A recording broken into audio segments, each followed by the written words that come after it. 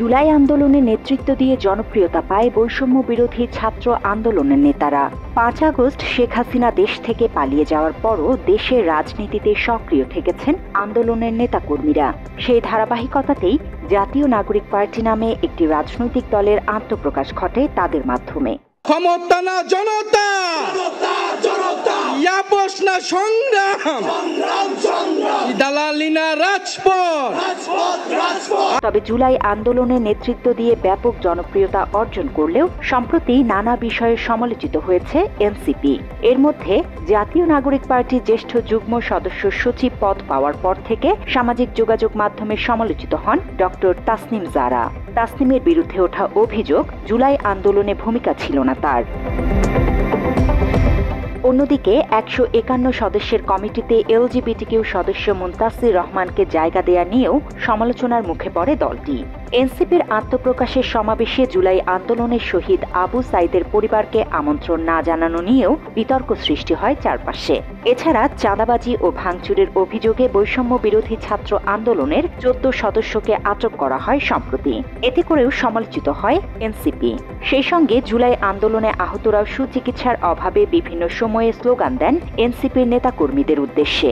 শারজিল আলম ভাইয়ের কাছে আমি নিজে উনি পার্সোনালভাবে নিজে ২ বার করে আমার যে ইরা ছিল ওখান থেকে একটা কোড দিছিল সিরিয়াল নাম্বার, ওই সিরিয়াল নাম্বারটা উনি ২ বার নিয়েছে আমার কাছ থেকে।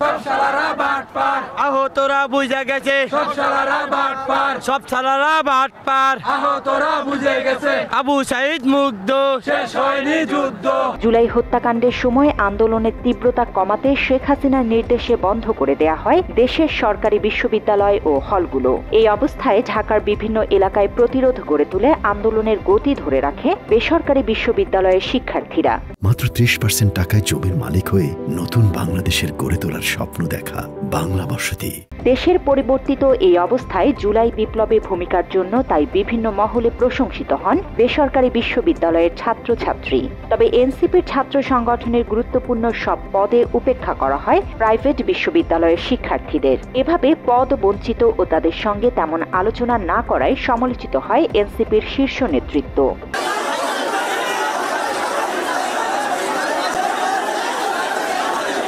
আলোচিত এসব ঘটনার পর দলে পদ দেয়াকে কেন্দ্র করে নতুনভাবে সমালোচনার মুখে পড়েছে জাতীয় নাগরিক পার্টি। সম্প্রতি এনসিপির যুগ্ম সদস্য সচিব পদে বসানো হয়েছে গাজী সালাউদ্দিন তানভীর নামের একজনকে। যে জুলাই আন্দোলনের উপর ভিত্তি করে এনসিপির জন্ম, সেই আন্দোলনে সালাউদ্দিন তানভীরের ভূমিকা ছিল কি? চারদিকে জোরালোভাবে উঠেছে সেই প্রশ্ন। আওয়ামী লীগের অপরাজনীতি এবং যে কোনো স্বৈরাচারিতার বিরোধিতা করে নিজস্ব একটা ভাবমূর্তি গড়ে তুলেছে এনসিপির শীর্ষ নেতারা। আর এই স্বৈরাচারিতার প্রতিমূর্তি হিসেবেই শেখ মুজিব ও তার কন্যা শেখ হাসিনাকে রাজনৈতিকভাবে নিশ্চিহ্ন করতে নানা বক্তব্য এবং পদক্ষেপ নিতে দেখা যায় এনসিপির নেতাদের। তবে তাদের দলে পদ পাওয়া সালাউদ্দিন তানভীরকে বিগত দিনে বিভিন্ন সময়ে মুজিব বন্দনায় মেতে উঠতে দেখা গেছে সামাজিক যোগাযোগ মাধ্যমে। এনসিপির যুগ্ম সদস্য সচিব তানভীরের এই রকম কয়েকটি পোস্ট ঘুরে বেড়াচ্ছে ফেসবুকে। স্বৈরাচারিতার কারণে যে শেখ মুজিবকে নিয়ে এনসিপির এত ক্ষোভ, ওই মুজিবকে নিয়েই মায়া ভরা পোস্ট দিয়েছেন এনসিপির নেতা তানভীর। সালাউদ্দিন তানভীর তার পোস্টে মুজিবকে উৎখাতের ঘটনাকে স্মরণ করে লিখেছেন ১৫ আগস্ট লেখা আছে অশ্রু জলে।